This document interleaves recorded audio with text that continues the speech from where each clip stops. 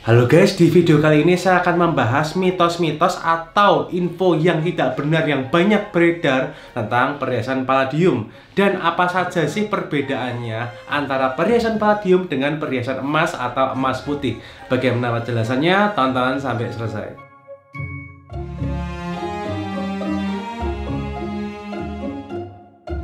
Tolong bantu saya dengan tekan tombol like dan berikan komen untuk tanda dukungan kamu untuk channel ini agar terus berkembang, sehingga semakin banyak teman-teman yang terbantu dengan channel ini. Terima kasih banyak ya. Bagi kamu yang belum subscribe dan bunyikan loncengnya, langsung subscribe dan bunyikan loncengnya sekarang, karena saya tuh tidak selalu upload tuh video kayak gini. Saya terkadang itu buat harus update. Caranya klik di komunitas atau community itu di tabnya, klik aja, dimana saya akan update menurut grafik analisis pergerakan harga emasnya ini range-nya di berapa akan kemana. Saya itu memberi info itu di sales update ya. Jadi bagi kamu yang belum subscribe dan bunyikan loncengnya, langsung subscribe dan bunyikan loncengnya. Jadi perhiasan palladium ini kalau kita bandingkan secara warnanya, kualitasnya dengan perhiasan emas putih, itu secara kasat mata kita tidak bisa membedakannya kalau kita sebagai orang awam, karena ya ini sangat mirip kalau kita lihat, kita bandingkan gitu. Jadi kalau kita temui perhiasan warnanya seperti emas putih,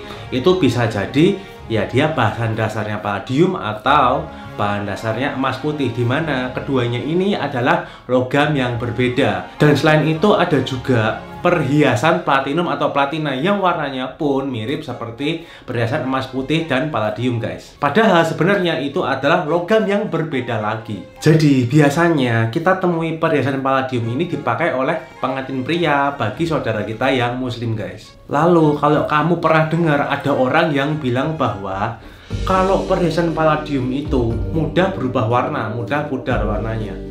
Nah, itu termasuk mitos guys, karena itu belum tentu benar. Mengapa? Karena mirip seperti emas.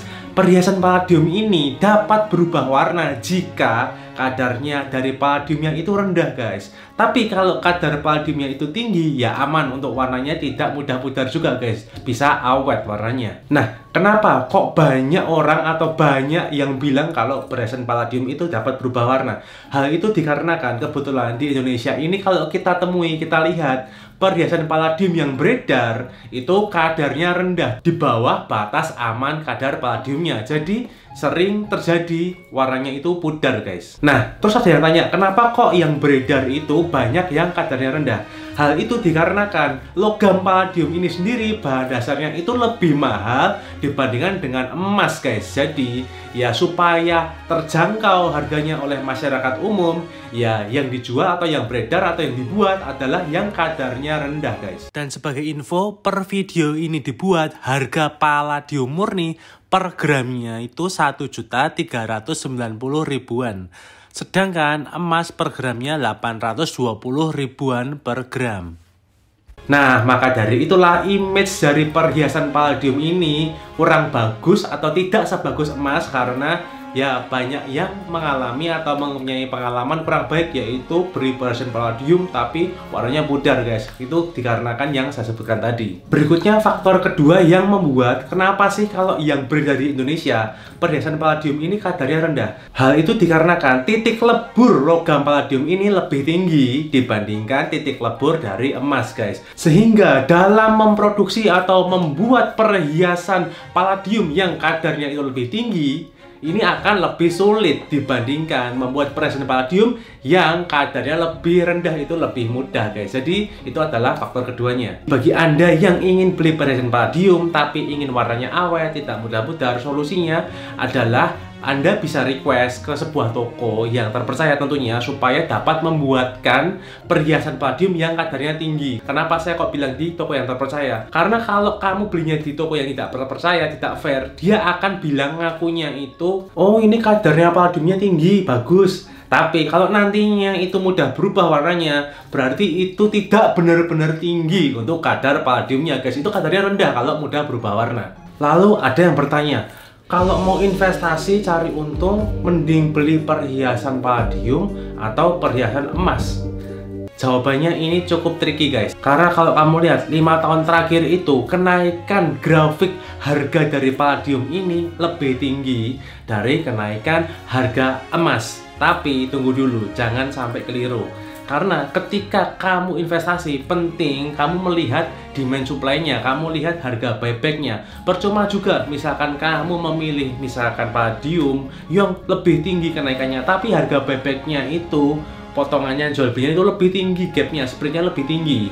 Itu akan membuat profitmu itu tergerus guys. Jadi kalau dibandingkan antara selisih jual beli dari emas dibandingkan dengan palladium, itu akan lebih kecil selisih jual belinya yang emas. Kalau untuk investasi jadi pilih emas guys, tetap daripada palladium, walaupun palladiumnya ini kenaikannya lebih tinggi, tapi potongan jual belinya tinggi juga. Jadi tetap lebih untung emas guys. Jadi yang mempengaruhi potongan jual beli atau harga buybacknya ini adalah faktor demand supply yang pertama. Karena kalau demand atau permintaannya kuat, permintaannya banyak, maka harga buybacknya akan bagus, potongan jual belinya itu akan rendah. Alias ya barangnya itu namanya liquid. Jadi emas ini lebih liquid dibandingkan dengan palladium karena permintaan emas lebih kuat. Berikutnya faktor kedua yang mempengaruhi potongan jual beli tinggi atau rendah adalah karakter dari toko yang kamu datangi, yang kamu kunjungi. Karena walaupun misalkan kamu pegang barang yang demand-nya itu kuat, yang permintaannya itu kuat, tapi kalau tokonya sendiri itu tidak memberikan harga buyback yang bagus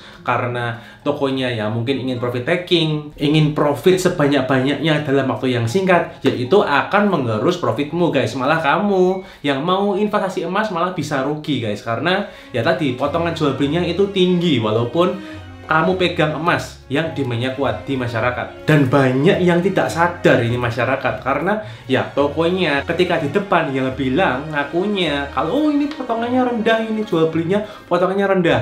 Nah tapi rendah ini rendah dari mana dulu?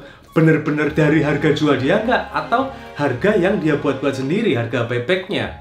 Nah jadi kamu harus hati-hati ya guys. Nah kenapa saya bisa bilang seperti itu? Karena saya sudah melihat sendiri di lapangan banyak customer atau orang atau teman saya sendiri yang misalkan diiming-imingin dengan harga potongan jual beli yang rendah, tapi rendahnya ini dari harga yang dibuat-buat, bukan dari harga jual mereka ya guys. Nah jadi solusinya kamu harus mencari toko yang bonafit, yaitu yang karakteristiknya dia ingin long term atau strategi positioningnya ingin dikenal sebagai toko yang fair, toko yang kompetitif untuk long termnya. Jadi itulah pentingnya membeli di toko yang tepat guys. Tadi sempat saya bilang kalau perhiasan palladium ini demand-nya tidak sekuat perhiasan emas di masyarakat ya, untuk demand-nya, untuk permintaannya. Hal itu dapat berdampak, berimpact ketika kita misalkan punya perhiasan palladium dan kita mau jual ke toko gitu misalkan ya, tidak semua toko mau menerima perhiasan palladium kita guys. Dan kadang malah mereka ini tidak punya alat untuk ngetes palladiumnya, karena ngetesnya palladium ini sedikit berbeda dengan emas.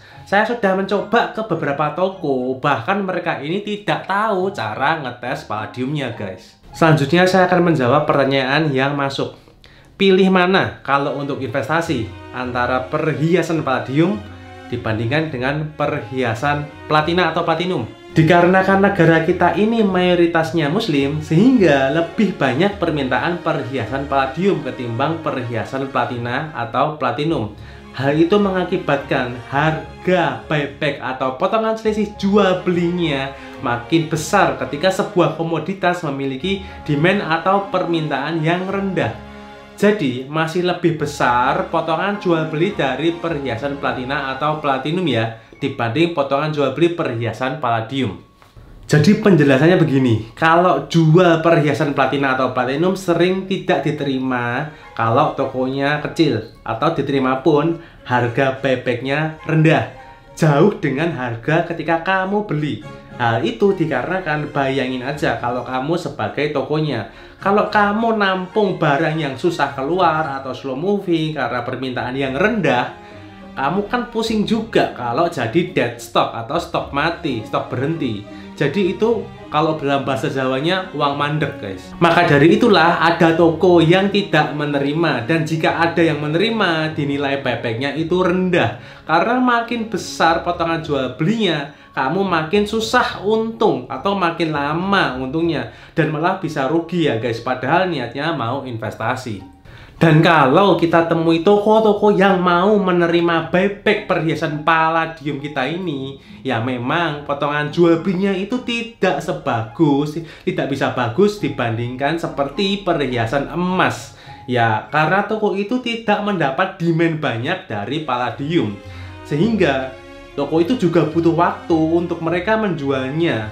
Jadi kalau orang bilang yang namanya demand yang besar atau permintaan yang besar, itu dibilangnya likuiditasnya lebih tinggi guys. Perhiasan palladium ini juga ada kadar-kadarnya, yaitu untuk batas aman atau batas bawah kadar perhiasan palladium ini 10 karat, dan mayoritas yang beredar itu jauh di bawah 10 karat.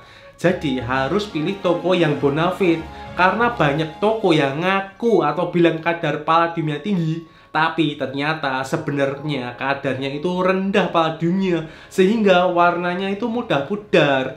Jadi itu tidak benar ya guys, kalau ada yang palladium kadar tinggi tapi mudah pudar. Kalau kadar tinggi itu ya tidak mudah pudar. Itulah yang membuat image dari palladium ini mudah pudar, karena ada toko yang tidak bonafit seperti itu guys. Secara kualitas, palladium dan emas tidak bisa dibedakan dengan kasat mata. Bagi orang yang memang expert, yang sudah tiap harinya pegang emas, dia bisa membedakan dari massa jenisnya. Tapi itu sangat sedikit orang yang bisa melakukannya.